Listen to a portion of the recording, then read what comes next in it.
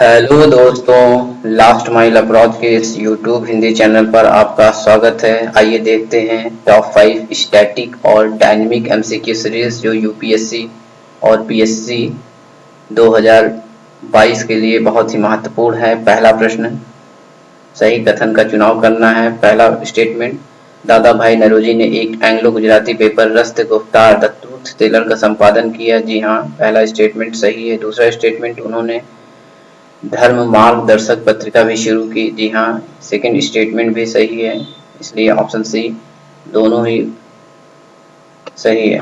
बढ़ते हैं अपने दूसरे प्रश्न की ओर। अंतरराष्ट्रीय परमाणु ऊर्जा एजेंसी या इंटरनेशनल एटॉमिक एनर्जी एजेंसी के संबंध में निम्नलिखित कथनों पर विचार करें। पहला प्रश्न, यह परमाणु ऊर्जा के शांतिपूर्ण उपयोग को बढ़ावा देने और परमाणु हथियारों सहित किसी भी सैन्य उद्देश्य के लिए इसके उपयोग को रोकने का प्रयास करता है। जी हाँ, पहला स्टेटमेंट सही है।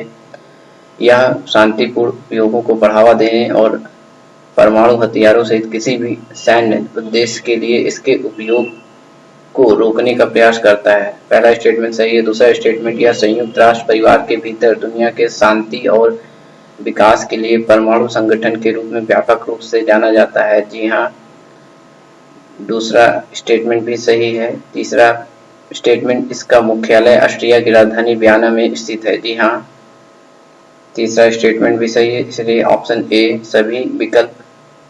सभी स्टेटमेंट सही है।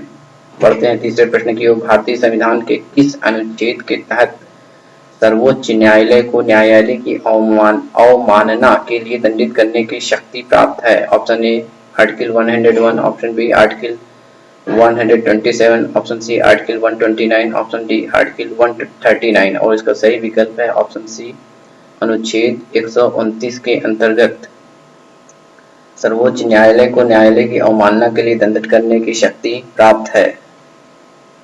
चौथा प्रश्न, निम्नलिखित कथनों पर विचार करें। पहला, भारत दुनिया में केसर का प्रमुख उत्पादक है। जी हाँ, पहला स्टेटमेंट गलत है, क्योंकि भारत दुनिया में केसर का प्रमुख उत्पादक देश नहीं है।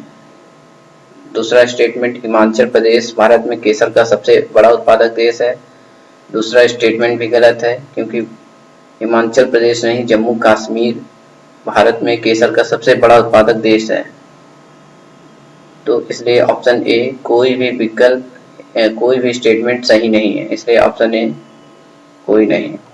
बढ़ते हैं अपने पांचवें प्रश्न की ओर। भाषण 4 या 4P द्वीप किस देश में स्थित है? Option A Bangladesh, option B Thailand, option C Sri Lanka, option D Indonesia और इसका सही विकल्प है ऑप्शन ए बांग्लादेश में भाषण 4 या 4P द्वीप स्थित है। Thanks to all viewers and subscribers of our Last Mile Approach YouTube channel. Please like, share, subscribe and support our initiative.